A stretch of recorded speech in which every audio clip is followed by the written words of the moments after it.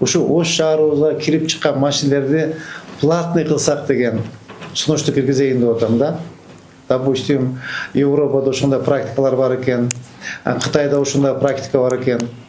Допустим, шаардын азыркы архитектор өз түшүндүрүп айтып берет, шаардын кирген жактарына шаардын сондун кылып аркаларды куруп, терминалдарды коюп, допустим, грузовой машина кире турган, жеңил машина кире турган кылып, терминалдарды коюп, жолдо татнага кылып оңдоп, ошо жерде ошодо эменин терминалдын киребеш шлагбаумдарын жанын стоянка кылып, татнага кылып, эгер, допустим, шаардын ичинде машина кирем, машинасы менен кирем десе, анда машинесинин эмесине карап туруп, допустим, легкой машина болсо 50 сомдон 100 сомго чейин, грузовой машина кире турган болсо 100 сомдон 150 сомго чейин платный кылып киргизсек шааргачы,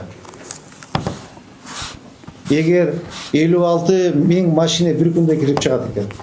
Урматтуу жетекчилер, 56 машина, 56 миң машинаны 50 сомдон эсептесек, 2 миллион 800 миң сом болот экен.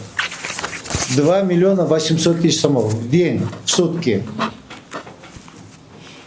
Ну хорошо, 2 миллион деп эсептейли. Суткасына 2 миллион болсо, 10 күндө канча болот? 20, бир айда 60 миллион түшүп калат. Мына акча, мына жол, мына тротуар, мына бак, мына здание. Зданиянын кебетесинде көрдүңүз эски зданиялар. Мына жердеги муниципалитетке караштуу зданиялар бардыгы эски, мектептерибиз эски, садиктерибиз эски.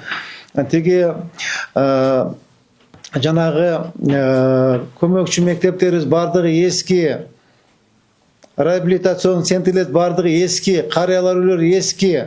Тоз акча болсо баарын жаңылайт болчук да.